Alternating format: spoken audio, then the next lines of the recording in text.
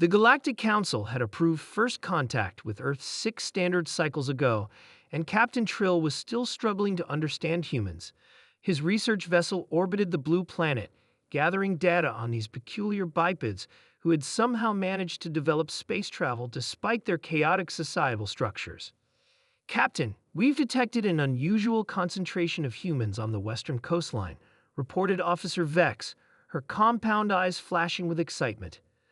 They appear to be engaging in some kind of ritualistic behavior involving the silicate particulate matter. Trill fluttered his wing casings in mild irritation. "In simple terms, please.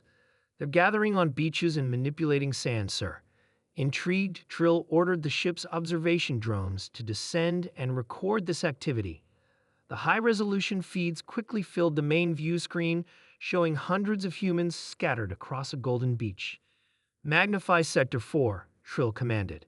The screen zoomed in on a small human family. A male and female adults supervised two younglings who were piling sand into crude mounds. "What are they doing?"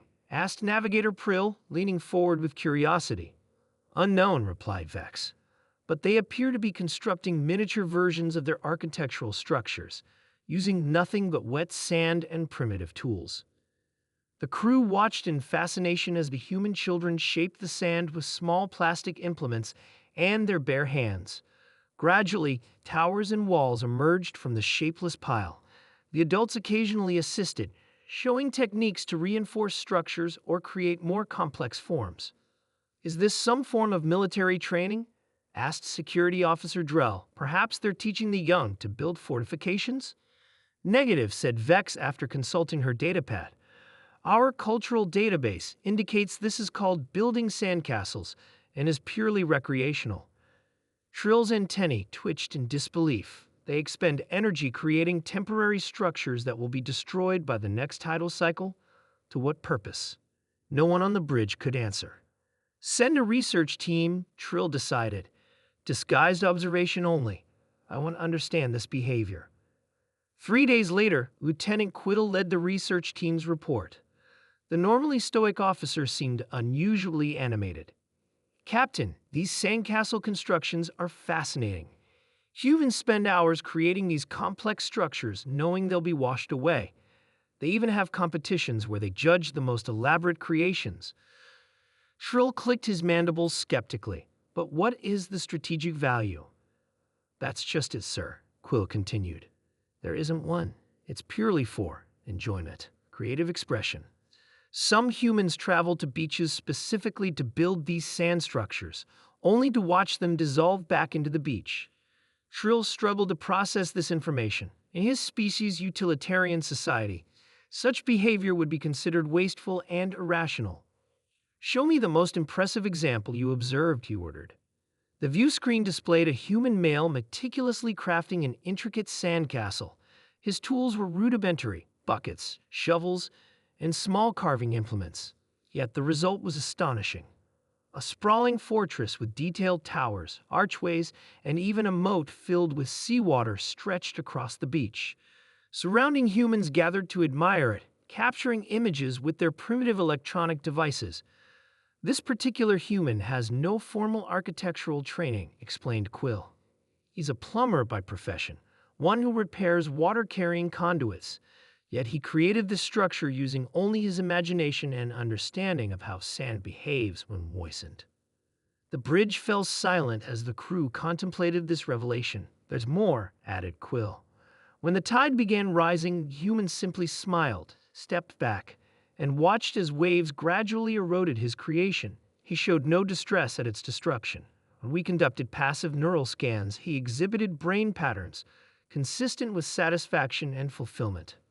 Captain Trill's species valued permanence and efficiency above all else. Their art was crafted from materials designed to last millennia. Their buildings were constructed to stand for eons. The concept of creating something beautiful solely for the process, with full knowledge of its impermanence, was utterly foreign. "I believe I understand," said Officer Vex suddenly. "Humans value the experience of creation itself, not just the outcome.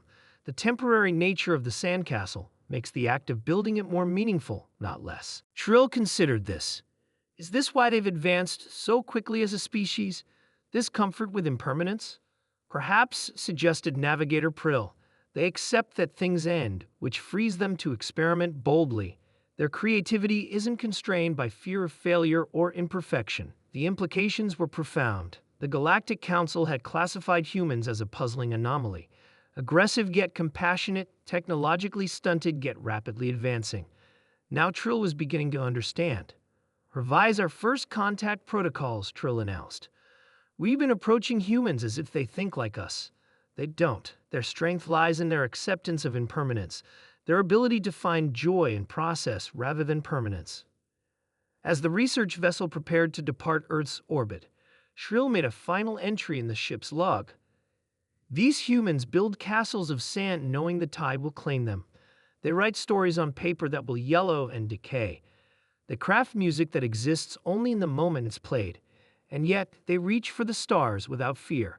Perhaps there is wisdom in their madness, a freedom we have sacrificed for our eternal monuments and unchanging traditions.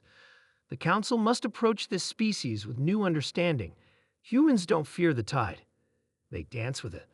On the beach below, a young boy named Tom watched his sandcastle collapse under an advancing wave. Without hesitation, he laughed and began gathering sand for a new creation, unaware of the profound impact his simple joy had on observers from beyond the stars.